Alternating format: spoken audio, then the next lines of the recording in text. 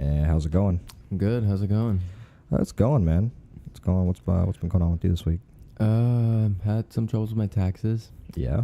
The tire popped. Oh, wait, yeah. That was an eventful day actually for me. Yeah, you borrowed my car, and that's when it popped. Yeah. Yeah. That tire was really old anyway. Well, the whole thing is I was going down the highway and I knew it shook a little bit when you hit a certain speed and then it smoothed out. Yeah. And then after, you go about 70, usually it'll chill. But then, man, I'm telling you, I was shaking all over the place. My body was literally going up and down with the vehicle. I knew something was wrong, so I stopped. And then I obviously assessed the tire. And then after I saw there was no issue with it, everything looked fine. And it actually felt like it was coming from the back of the tire, the left driver's side, but it ended up being the left front and for the driver's side. After I pulled over the second time, because I couldn't even go 20 miles an hour without the car going up and down violently. Yeah. So I was just like, okay, what was the issue? And then I finally saw that the tire was basically shredded on like on the inside of it, so it was harder to see. And then we had to wait there for about 45 minutes, and then we're gonna get highway patrol to come out there, and then for some reason that didn't happen. It wasn't highway patrol. It was with my credit card. I had this like the vehicle protection, and they were supposed to come out there, but he was like, there's some issues in Orlando with flooding, and I'm like, what does it have to do with me? I'm in Naples. What does it have to do with me? So then he was like, call the road ranger because it'll be cheaper or it'll be free. So I said, okay, that's what I'll do. I called the road ranger, and I was hanging out there, and all of a sudden, a state trooper pulled up behind, and he gave me his wrench to get it off, because basically I broke yours getting it off. Yeah, that was cheap. Yeah, it was a flimsy one. It literally broke, and I was like, really? One of those bendable ones. It wasn't probably a good idea. Yeah, so I had no torque at all to get those lug nuts off. Yeah. But yeah, all in all, it was a eventful day, but it happens to people. Yeah. So now, right now, it's just on a spare tire. What about your taxes? What happened with that? I'm gonna give a good advice for anybody who just started a job, who is about to file their W-2s and probably have no idea what to do. So first of all, if you live in the state of Florida, you're gonna want health insurance. And then once you get your health insurance, make sure you get a form called 1095A, because that's gonna be really important, like very important. Apparently, I didn't know about that. So when I did my taxes at H&R Block, I thought it went smooth. I was like, all right, cool. So I waited the 2 weeks they told me to, but they didn't come those 2 weeks. And then later I get this form from the IRS telling me that, we're missing some information. And I wasn't aware of this information. So I was like, wow. That's something I wish they taught in school, man. Like, they really should teach stuff like that, like some basic necessity of life for like students, because like when they leave school, like what the hell is like learning FCAT gonna do?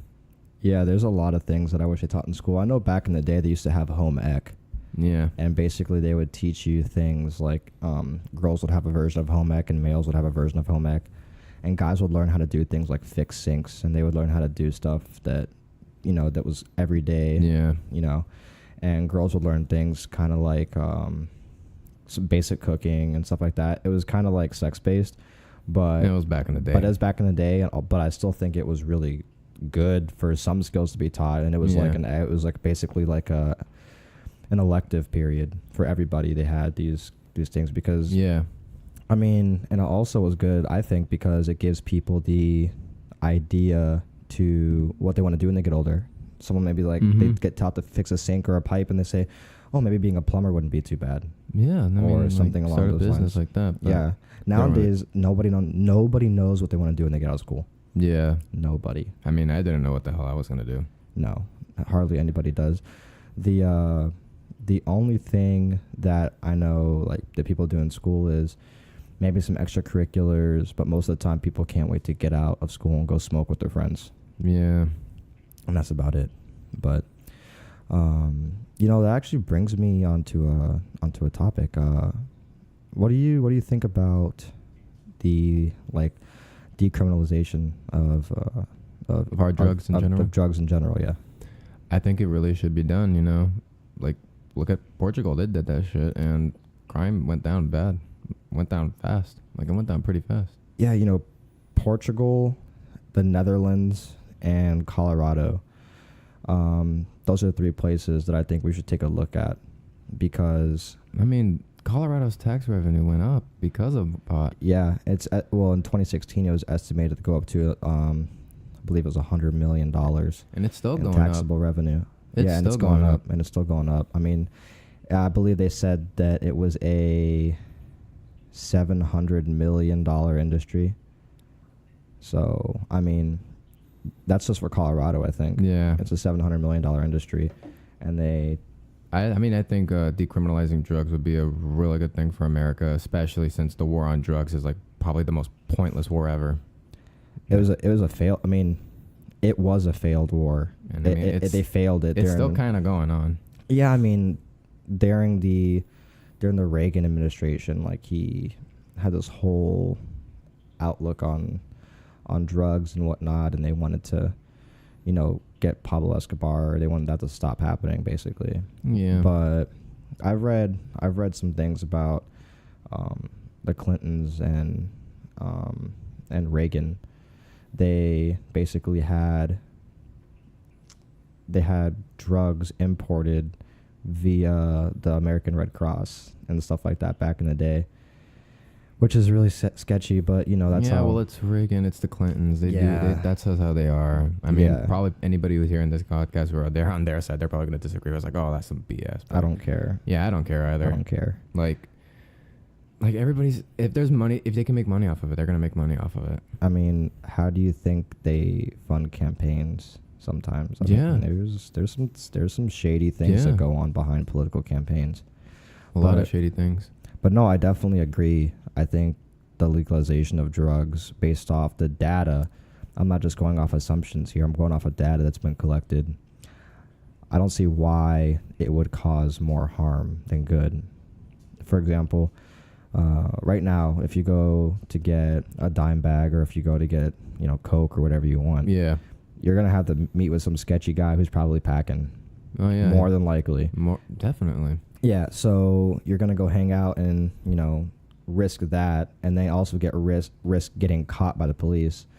Mm-hmm. Or you can go to a reliable source, maybe government owned, maybe locally owned, and you can acquire whatever your fix is, and it'll basically cut off the cartels. It'll basically cut off anybody who's doing any black market selling of these narcotics. Yeah. And it will also make the decrease of wanting them, I believe, down too, because whenever you say you can't have something, you obviously want it more.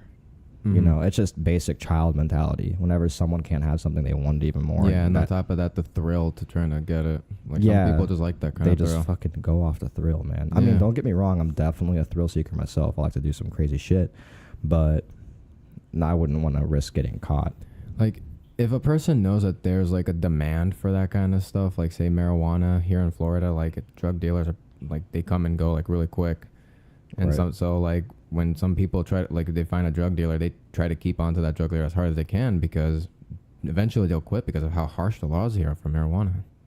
Yeah, so basically, I know what you're saying. So the pros start to outweigh the cons, because the time sentences for drug dealers getting,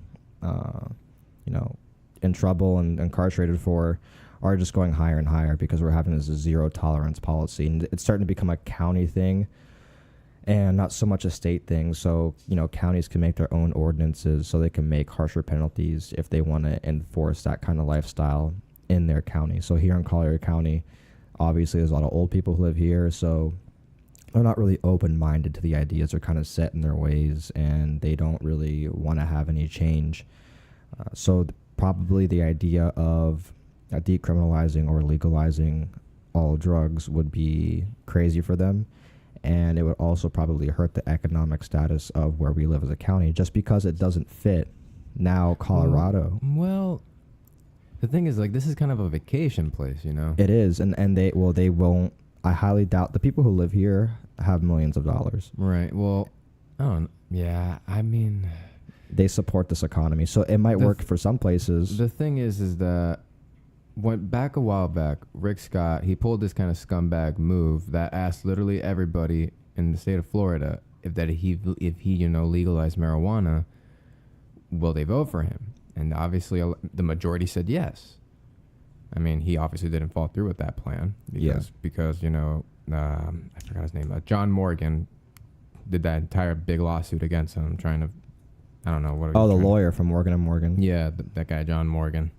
Yeah, he did that entire thing, and that's why I'm just kind of just like, see, I don't know about that because the majority does want it, right? And I'm pretty sure it's not just, you know, the young people. I'm pretty sure just old people too, and some old people who have problems, you know. No, I definitely know what you're talking about. Also, like I was saying, you know, it might work for one county and not the other. So for Naples, they have a lot of people here who contribute to the economy by being benefactors for whether it be a political campaign, whether it be a church, you know, anything of that nature. But maybe it might work for Fort Myers because it is a younger population and there's not a lot of contributors at a certain age group benefiting and contributing to their economic being. Because people got to take that into consideration when you have different cities within a state. Then you're going to have different laws and different ordinances. So one city could say, okay, that works for us, but the other one could say that doesn't work, you know, based off their mayor and their government and whatnot. But also the governor has a big say in that. And I could see it happening in the future, the decriminalization of drugs in general, but I don't see it happening for... Well, it's already going towards that way for marijuana here in Florida. They already kind of going to decriminalize marijuana, but the problem is now that there are some counties that don't want it, so what they're doing is that they're outlawing pharmacies for that stuff. Yeah, they're like trying to outlaw, forbidding them from being open there. Yeah, I'm leaning towards things like the legalization or decriminalization of heroin, cocaine, psilocybin. If we get that stuff decriminalized, then there won't be a market for it because it's easily attainable. And obviously, if a cop catches somebody, they'll just take them and probably, who knows, they're probably like a slap a fine for just possessing it. Right. That's like that's a philosophical outlook on it. Exactly. That's kind of my outlook on it. That's like, if they still really want to be like, you know, just really want to like punish somebody for having that stuff, they'll probably just slap a fine on them. Like, that's the most I can see happening. Right, like a citation. Yeah, something like that, like a citation, a ticket, who knows. Right. And another thing that I know, I think the U.S. has tried this. I want to say maybe it was in Maryland. I'm not 100% sure. But I know it was implemented in one state. Basically, what it was is that if somebody was caught with an X amount of narcotics on them, they would have the choice to either go to jail or to seek treatment. And the thing is that I honestly think it's a step in the right direction. It's not the right formula, I don't think. Yeah, that's kind of wishful thinking. Like, you're trying to make the person who got caught themselves do it for the better. Like, if someone wants to go to rehab, they're going to go to rehab for themselves, not for the purpose of another person. Yeah, and the thing is also rehab is, believe it or not, cheaper than prison. Yeah, but obviously if the person just go to rehab, they're just going to try to get through it as best as they can and then go back to doing what they're doing because they only went there just so they can avoid prison. Yeah, and that also brings back to the point of decriminalizing it. So what happens if you still say drugs are illegal, but you no longer make it a criminal offense? What happens if you treat it as a disease? So you can slap a fine on somebody, but you can't take them to jail. The prisons would be a lot less populated. Oh, yeah. A lot. And these prisons populated. are privatized. So, right. And that's honestly one of the main people who are trying to stop, like, the decriminalization of drugs because they want people in their jails. Like, that's how they make money. Yeah, it's a privatized corporation. Prisons... Yeah. I read that prisons make on excess of, I think it was like $3 to $5 a day from inmates. And most prisons house over, I believe it was like 30,000 inmates, maximum prisons, 30,000 inmates. So do the math on that. And I think the number the number for yearly income based off prisoners awarded by the states and stuff like that were like 36 million. Crazy numbers. Crazy numbers people are getting. Yeah. Because they get grants from the government to run, which get them more money and more revenue. Insurance companies, when people get hurt, they claim more money. You know, it's just a cycle, and it's good for the person who owns the prison, but not for the anybody people who's who are in it. Yeah, and the things they eat there, like they eat that Smush. like it's called Nutriloaf.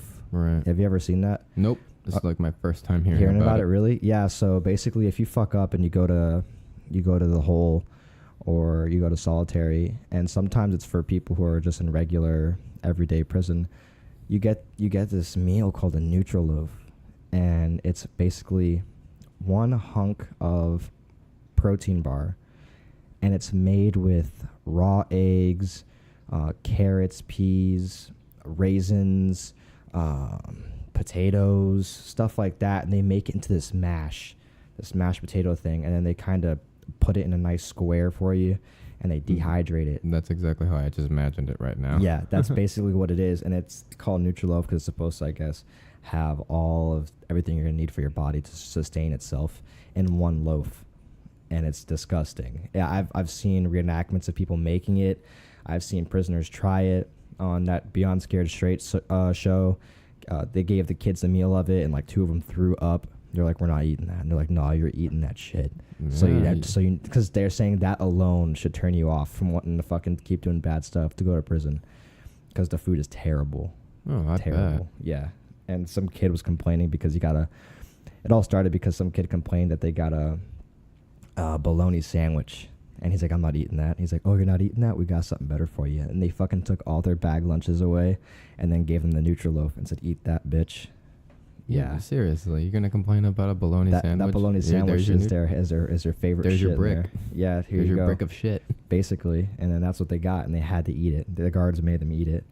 So I thought that was pretty funny. But yeah, I think that if there's 2 ways you can go about, there's 3 ways you can go about it.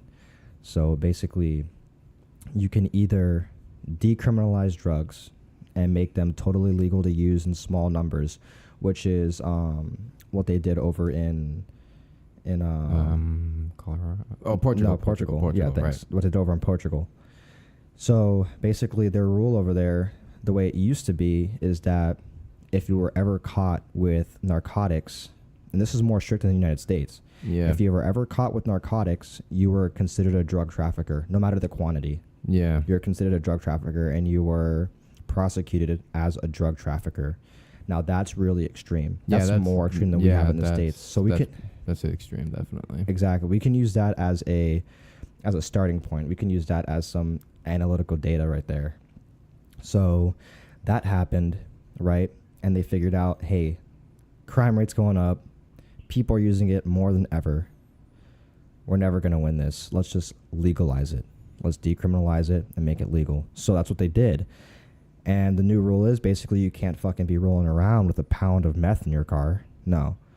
But what you can do is you can carry small amounts of these drugs, whatever, suits your fancy. You can carry them on you, and you could do them in public, and it won't, maybe some people, it would be a little taboo, and people might look at you funny if you're doing crack and then fucking, going to work. Yeah.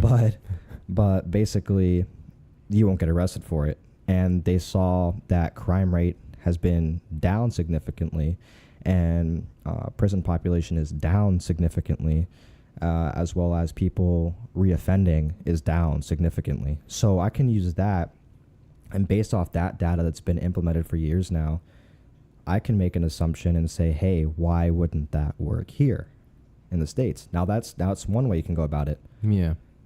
The second way you can go about it is you say, okay, what we'll do is we will say that drugs are still illegal, but it is no longer a criminal offense. Now, would that have the same impact? I don't know.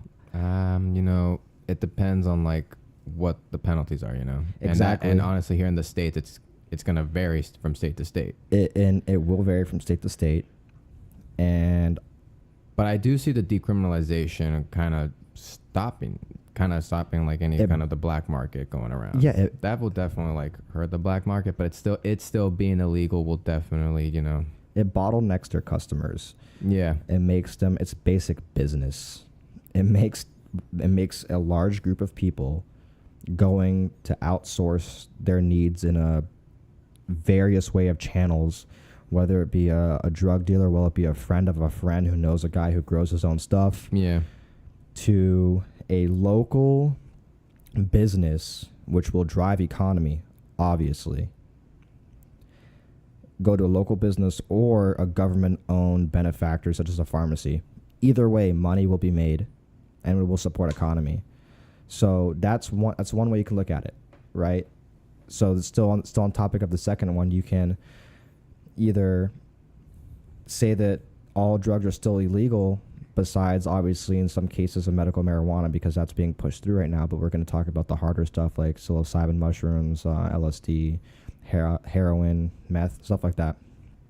So those drugs are illegal, but you won't be thrown in jail if you are caught with them. Let's say the first time that you're caught, you will have a $80 fine, right? If you have under 10 grams, will be an $80 fine every time. And then let's just say over 10 grams is a $250 fine. And then let's say anything over that can be considered trafficking.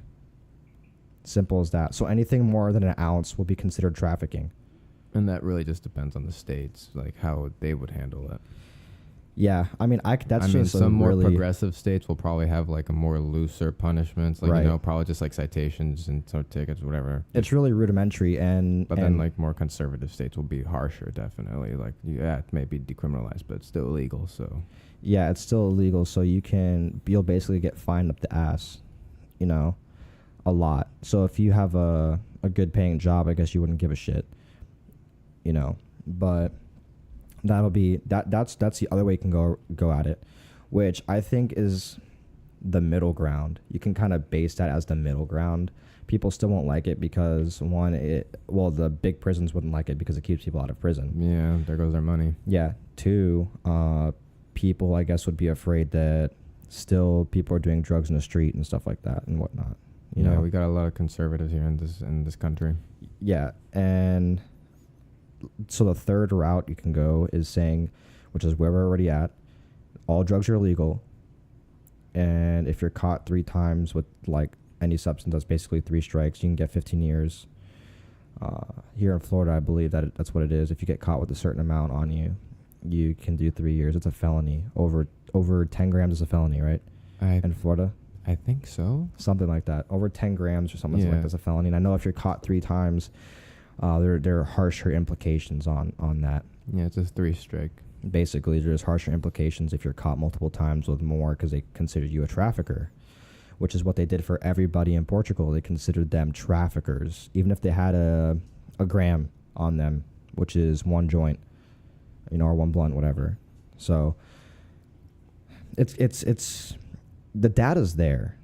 The data is definitely there. It's just that we haven't adapted as a society to implement it in our daily lives. But we're taking a look at it, which is a step in the right direction. And I know that, you know, I think it might have been Maryland that did it, but they implemented a trial and error method of giving people the option of either seeking help or going to jail. Now, touching on that, I don't think that was the right way to go about it. No, that's putting trust on the person that, you know, that's doing the offense, obviously. And obviously, if they didn't want treatment, they'll just say jail. And until they keep getting caught, they'll say treatment. But I think the only way it can be done is decriminalize drugs, right? Just make them legal. Mushrooms, whatever. Because that makes society free. We're a free country, and part of a free country is the right to do what you want with your own body. People can argue this point. Women are doing it with Planned Parenthood about abortions. It is the right to do what you want with your own body, and who else are you hurting, doing drugs besides you? And you can use the point. You could say, what if they're driving under the influence? Okay, yeah, that's definitely a no-go. And that'll just be under a DUI. And yeah, exactly. And if you are under a narcotic influence, you won't be charged for the narcotics, but you will be charged for driving under the influence, because that is what you are doing, ultimately, putting other people's lives in danger. In Colorado, DUIs did go up ever since the legalization. I'm sure. They went up like hugely. And there's one thing we haven't talked about that I still consider drugs: alcohol. That's a drug in my book, because you can abuse it. You can abuse anything. Yeah, you can really abuse anything. Coffee's a freaking drug. I mean, yeah, people are addicted to caffeine. People are addicted to nicotine. People are addicted to eating here, and everywhere. It's a coping mechanism that people have. But yeah, basically, so people can argue the point that if you make these things legal and you say, who else are you hurting but yourself? I understand, but alcohol's legal, and there are so many drunk accident incidents where there's multi-family deaths. My dad's a paramedic, and he tells me stuff like that all the time. He'll say, just never drink and drive, because I just came back from a call and family of 4 died, 2 kids, mom, dad, because, they got hit by a drunk driver. I highly doubt that the rates of somebody getting hit and killed by a meth head in their car is higher than a drunk driver. I highly doubt that. I don't think that they will ever peak at the same level, because I don't even know if there's any analytical data on car crashes and deaths with people under the influence of narcotics. I guarantee you, though, there will be more data on people who are under legal narcotics, such as oxycodone, Xanax, stuff like that, because it even says in the bottles, don't operate heavy machinery. The elderly here in Florida, there's like plenty of DUIs here for them all the time. I remember one of my buddies who went to the courthouse, he said there was just nothing but elderly people with DUIs because they're all high off their pills. Off their own pills. And that's one thing that's scary. Pharmaceutical companies have this hierarchy in the health game. They're the main reason why marijuana has not been pushed through, and they are fearing that. Well, yeah, until they find a business model that they can sell it and start selling it first, they will try to make everybody wait. I mean, here in Florida, it's not that simple. I mean, it's actually it's simple. Like, this is the perfect climate to grow it. This is like, we literally have plenty of like land here to grow it, as well as you can grow them inside. You can make your own little bio culture area where you can grow these things at, and cultivate your own soil, and make it the environment where it needs to be. People will probably convert a 3rd bedroom and turn it into their grow room, which I know people who have done that with the black lights and things of that nature. But getting back to the topic that I was talking about is basically, I don't know if there's any analytical data on people getting in car accidents and getting in DUI accidents under the influence of, meth or heroin, anything of that nature, cocaine, and causing these deaths. But I know for a fact the numbers are going to be significantly and greatly higher in the alcohol category and prescription pill category, because obviously it's happened enough times that people say do not operate heavy machinery on your pill bottle. And obviously we know it's bad for alcohol. But like I said, I don't think that the numbers of people who will be driving on these drugs will be high up as those, because when you're on some of these drugs, you can't really move much. Well, you never know, man. You really never know. I mean, because on heroin, you're taking a ride. Yeah. On heroin, you are taking a ride, and you just basically doze back into La La Land, and you fucking knock out for a long time in the most pure bliss ecstasy, from what I've seen, and from what I've heard, and from what I've read. So, like Kurt Cobain, people say that he couldn't have shot himself because he was so high on heroin, because you can't move. You're so high. So that's what I'm saying. Those people would not be likely to drive. Therefore, DUIs would not be likely to happen on that drug, at least. And cocaine, you're very lucid still. You might be a lot more hyper than you were, and stuff like that. But The people who I know who use cocaine avidly and recreationally, they basically the only thing they report is not eating, losing a lot of weight. Makes you not hungry. So that's one thing. And maybe someone could say, oh, we could use that in small quantity amounts as a weight loss supplement, maybe. I don't know. But that's an idea. There's different medicinal ways. I mean, cocaine used to be used for numbing, for a numbing agent. A good example, Bob Ross in his last days back when he was fighting cancer, he there's like this little movie. If you look at his episode, he has like a pinky, like an outgrown nail pinky because he used to do that stuff. Really? Because he had to do it for his cancer. Yeah. His cancer was hurting him a lot. He was really weak. He could barely even do it. They had to film it at his house at one point, I think. And you know what they're replacing stuff like that with? They're replacing it with morphine drip pens. But they've been doing this for a long time, but you know what that is, right? Yeah. Yeah. So basically, for the people who don't know, is they hook up morphine to an IV, and every so often you can hit this button and it'll inject morphine into your body. So people on hospice use this all the time, or people who are in a great deal of pain. And what all morphine is an opioid. It's like the purest form of heroin that you can get, the purest form. And, you know, touching again on the topic of legal drugs like morphine, because you can have morphine pills. I've actually taken morphine when I had a kidney stone. And I'll tell you what it made me feel like. It made me feel like I had no pain and no worries in the world. And I was okay, you know. So I can see how in some small dosages that could be used, that people would, like with depression, could use that. I'll just touch on the topic of speed.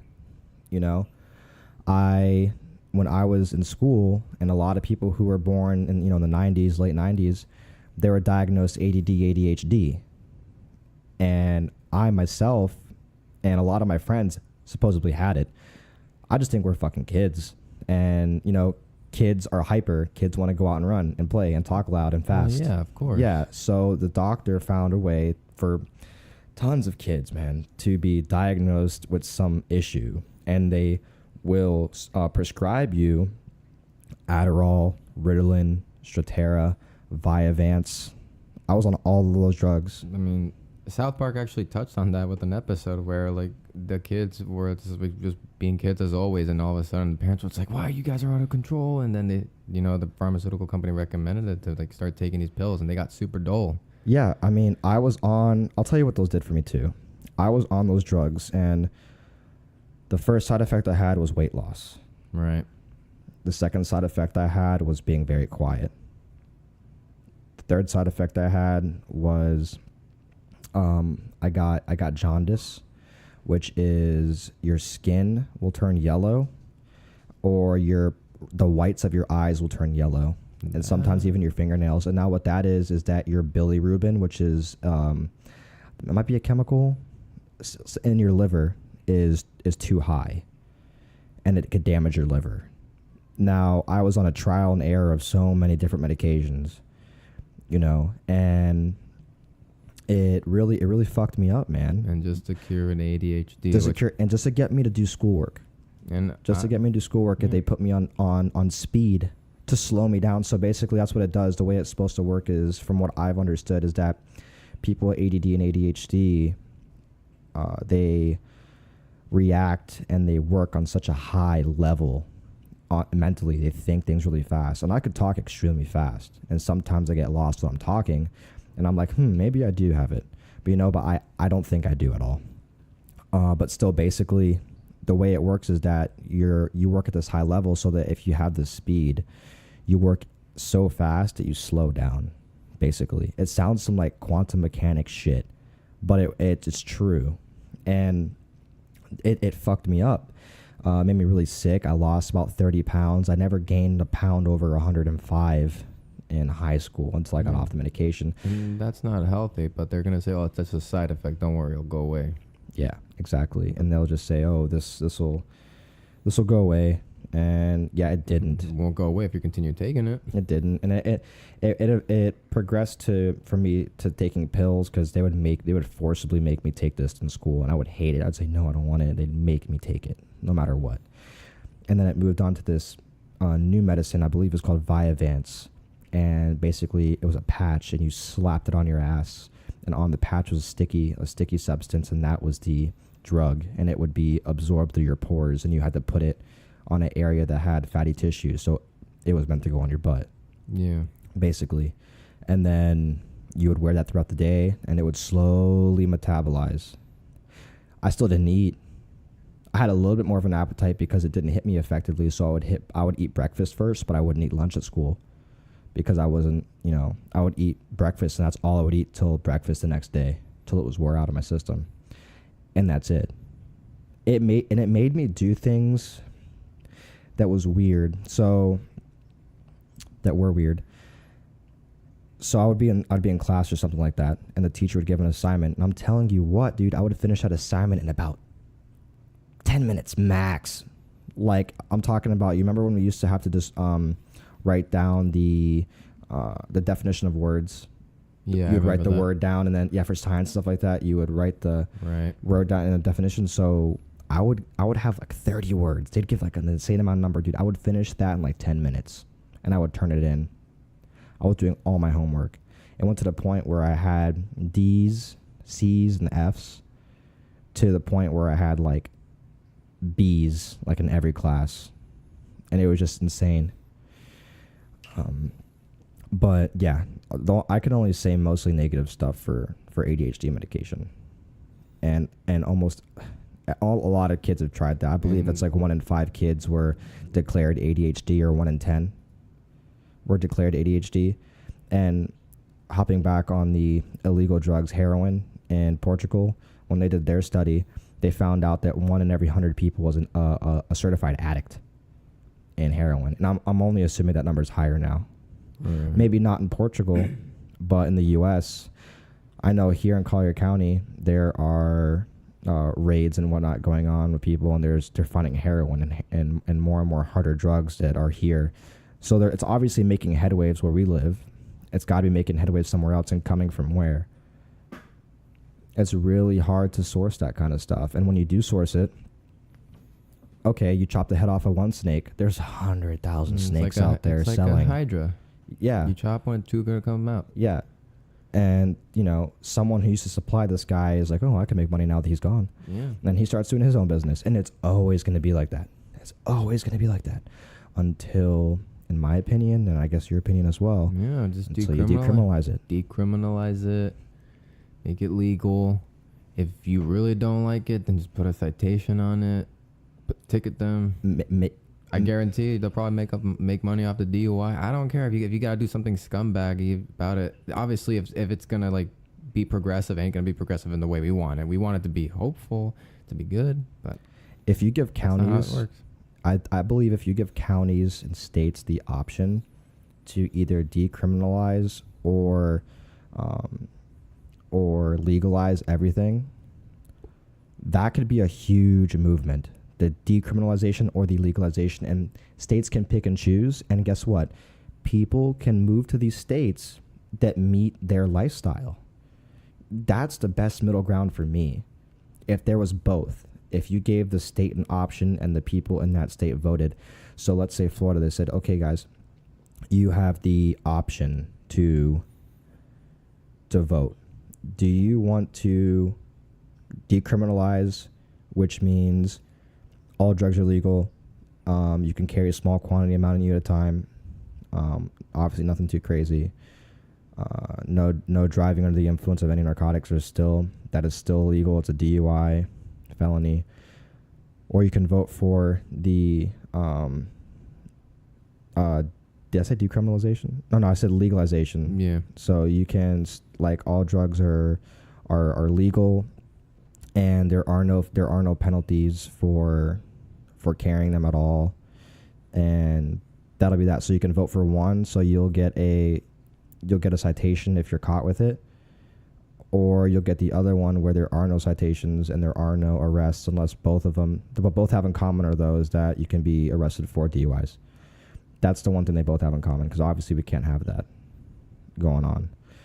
That's what I think would be great if it happened, if we just had a chance to vote. Do you want to just give the people a choice?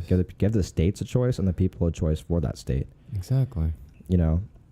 But only because from what I've seen is good things coming from it. That's the only reason why I think that way. And I'm very open. I'm open to change, and I'm open to change my way of thinking, because I believe if you don't change your way of thought, then what's the point of living if you're just going to be stuck in your ways? You agree? I mean, Oh yeah, I do. I mean, it's just ridiculous. People are so close-minded nowadays about a lot of things. It's just, like we said, we live in a conservative state, and then we have kind of a conservative president. And like, it's I mean, tough. Yeah, I mean, Florida's a real swing state. I mean, it goes left to right, honestly. It does. It's just, Money talks.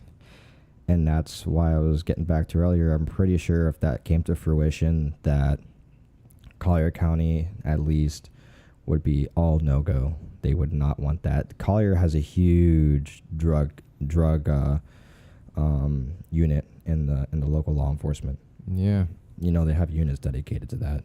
Oh yeah. I mean, they like to say that marijuana is the problem, but crack is the problem here. Crack is the problem, not marijuana, not heroin. It's crack. And that also gets back to, is it a problem? Yeah. Is it a problem? Is it a problem? Like, Are really? you, yeah, are you sure it's a problem? I don't- Because if we want it legalized, it probably isn't a problem. What?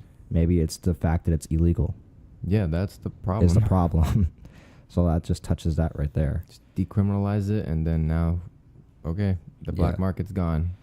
Someone's just gonna have to go to the You're gonna. pharmacy and make it themselves. It's like overloading a circuit.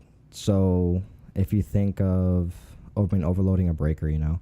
So if you think about it, you got all this energy on, you know, and in the fuse box, and you turn off a couple of fuses in your fuse box, you're bottlenecking all that energy, and you're gonna blow a fuse. And I'm pretty sure that if we bottleneck the drug industry, whether it be the pharmacies or whether it be these back alleyways such as the black market, local drug dealers or whatnot, that will stop a lot of the weapon-on-weapon crimes. I haven't seen statistics on this, but this is my opinion and my theory. I believe it'll stop weapon-on-weapon crimes. I believe it'll stop more because people won't have to go and meet at a private location and then get gypped and then get mad and then pull out a gun, which will lead in obviously less firearm use, which will lead in less news reports and bad media about weapons, because guns are just getting the bad end of the stick lately. Yeah, They're just getting the bad end of the stick. they are. So I think that basically this is the best way to go about it, man. It's just to fucking It's decriminalize it. Just decriminalize it. Let people live their lives. Let people take what they want to take. As long as they're not endangering their kids and children, as long as they're not driving on the roads high, I don't see the problem in it. Well, yeah, there's no problem. With You know, if, like, treatment in Portugal, the way that their system is totally ass backwards to what our system is here. So their system is 90% of their revenue for police is not used on police. It's used on treatment. It's used on the medical side, and 10% of their money is used on police.